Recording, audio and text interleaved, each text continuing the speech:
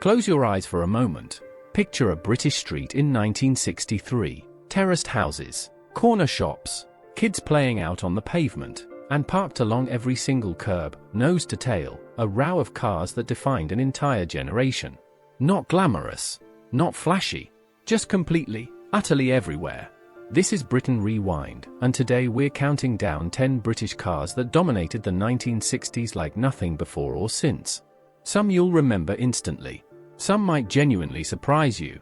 But number 1, you couldn't escape it if you tried. Subscribe to Britain Rewind right now and let's get straight into it. Number 10. Hillman Minkx. Walk down any suburban road in early 1960s Britain and the Hillman Minkx was simply there. Parked outside the semi-detached. Pulling out of the garage on a Sunday morning. Sitting in the works car park with 100 others just like it. It wasn't the kind of car people talked about passionately over the garden fence, but that's exactly what made it so remarkably common. Roots Group built the Minkx as a sensible, reliable family saloon, and British families bought it in enormous numbers throughout the late 50s and into the 60s. It seated the whole family comfortably, started reliably in all weathers, and never demanded much in return. But here's the interesting part, the Minkx was so thoroughly ordinary that it almost became completely invisible. People didn't notice it because it blended perfectly into everyday British life. And that invisibility was perhaps its greatest achievement of all. Stay with us, because the next one was even more common. Number 9. Morris Oxford Farina. If the Hillman Minkx was invisible, the Morris Oxford Farina was something of a quiet statement, and not always a subtle one. BMC commissioned the famous Italian design house Pininfarina to restyle it in 1959, giving it those distinctive tail fins that looked like they'd arrived from another continent and landed on an otherwise thoroughly sensible British saloon. By the early 60s, these fins were everywhere on British roads, jutting out from driveways like proud little wings. It was the family car for people who wanted something a touch more stylish than the ordinary: doctors, teachers, men in good suits.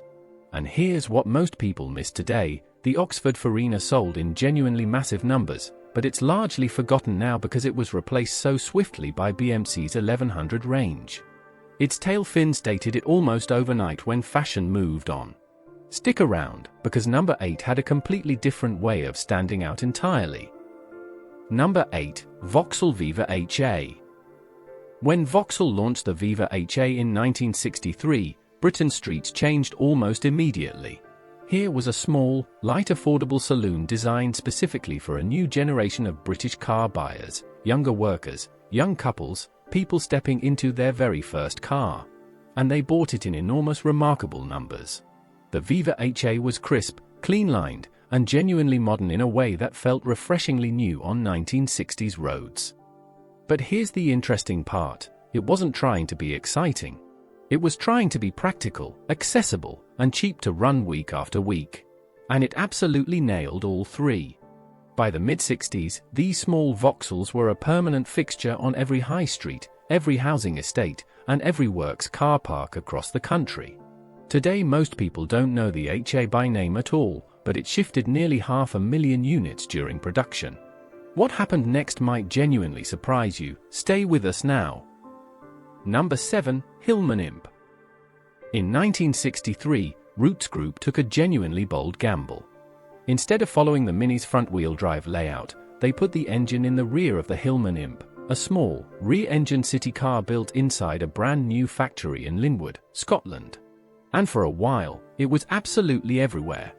Lightweight, nippy through traffic, and surprisingly modern for its time, the Imp filled British roads through the 60s, especially in Scotland where local pride in the car ran particularly high.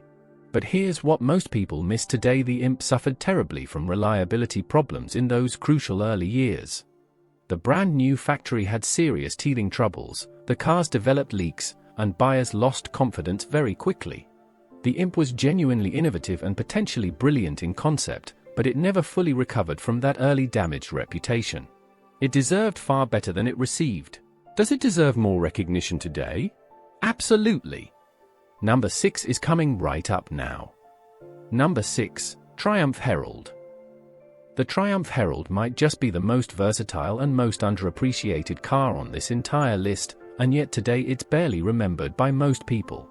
Launched in 1959 and built continuously all through the 60s, the Herald had a turning circle tighter than a London taxi, which made it a genuine favorite for city driving and tight suburban streets alike. What's particularly interesting is the sheer variety it offered. It came as a saloon, a convertible, an estate, and a coupe. So you'd easily see a Herald on your street and not even realize it was the same model as the one parked just further down the road. It was popular with women drivers, young couples, and first-time buyers who wanted something a little sharper than the average family box. But here's the thing, it was replaced quickly, and the world simply moved on. Was this ever parked outside your house growing up? Number 5. Ford Anglia 105e. There's something genuinely unmistakable about the Ford Anglia 105e. That reverse-raked rear window. That upright, confident nose. It looked like absolutely nothing else on British roads in 1959 when it launched, and by the early 60s it was completely everywhere you looked. Ford had struck real gold with a formula that was simple but devastatingly effective: affordable price, decent interior space, reliable mechanicals, and a look that was just different enough to feel genuinely exciting to ordinary buyers. Working families loved it. Young drivers loved it. Salesmen drove it across the country. You'd see them parked in long rows outside factories, schools, and churches every single day. And here's the interesting part, more than 1 million were built during its entire production run. Over 1 million identical cars spreading across Britain's roads. Let that properly sink in for a moment. Britain was genuinely swimming in Anglias back then. Today they are a cherished nostalgic icon, but back then they were simply Tuesday. Number 4. Austin 1100. By the mid-60s, the Austin 1100 had quietly and decisively become Britain's best-selling car. Not for 1 year. Not for 2. But for the better part of an entire decade, this compact front-wheel drive saloon sat firmly at the very top of the national sales charts, and Britain's streets reflected that dominance completely. Every housing estate, every cul-de-sac, every town centre car park across the country, the 1100 was simply and unavoidably there. What made it so consistently appealing? Hydroelastic suspension gave it a remarkably smooth, comfortable ride for such a small car. Front-wheel drive maximized interior space brilliantly for families. And BMC had built something perfectly suited to the rhythms of everyday British life. But here's what most people miss today: it was sold under many different names simultaneously: Austin, Morris, Milligram, Wolseley, Riley. All fundamentally the same car underneath. Which means it was even more dominant than the headline figures alone suggest. Number 3 is one that truly never left. Number 3, Morris Minor 1000. Before the Mini conquered Britain, there was the Morris Minor. And in the 1960s, it was still absolutely everywhere you turned. Designed by Alec Isigonis, the very same brilliant engineer who later created the Mini, the Minor had originally been launched back in 1948 and was remarkably still going strong 2 full decades later. Still filling roads, still parked faithfully outside corner shops and village post offices right across the country. The Minor 1000 variant, recognizable by its twin headlights and revised engine, was the version most people knew and trusted. It was the doctor's car, the vicar's car, the village school teacher's dependable daily companion. Reliable, economical, and endearingly round in every direction. But here's the interesting part: the Minor outlasted dozens of far more modern competitors simply because people trusted it so completely and deeply. You didn't replace a Minor until it genuinely fell apart around you. And some took several decades to do even that. Number 2. Ford Cortina 1 Malawian Quacha. If the Morris Minor represented the heart of Britain's roads, the Ford Cortina MK1 represented the nation's rising ambition. Launched in 1962, it arrived at precisely the right cultural moment. Britain was visibly changing, national optimism was building fast, and people wanted a car that genuinely matched that new and exciting mood. The Cortina was big enough to be a proper family saloon, light enough to feel almost sporty on the road, and affordable enough that ordinary working families across the country could realistically stretch to one. Ford marketed it with rare brilliance, and Britain responded with extraordinary enthusiasm.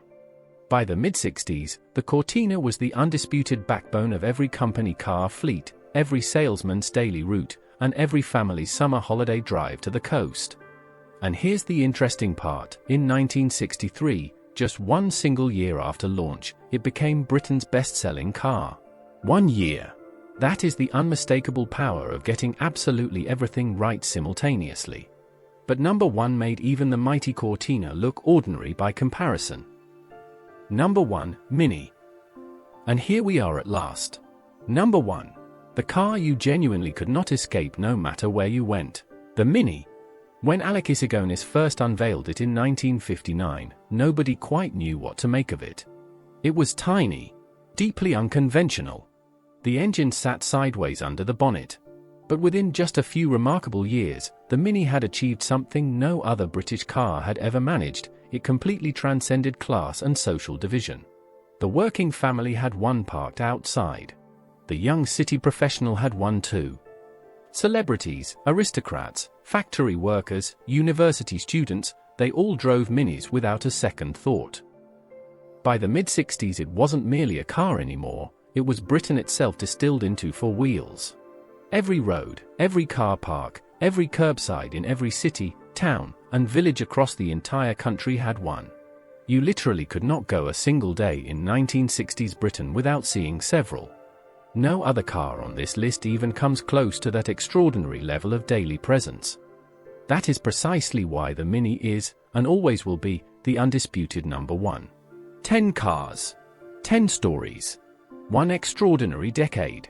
The 1960s changed Britain in ways we're still talking about today: the music, the fashion, the politics.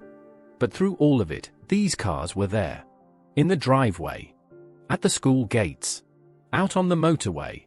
They were simply part of the wallpaper of everyday life. If any of these brought back a memory, drop it in the comments below. And if you want more content like this, subscribe to Britain Rewind and hit the bell. There are so many more stories where these came from. We'll see you in the next one.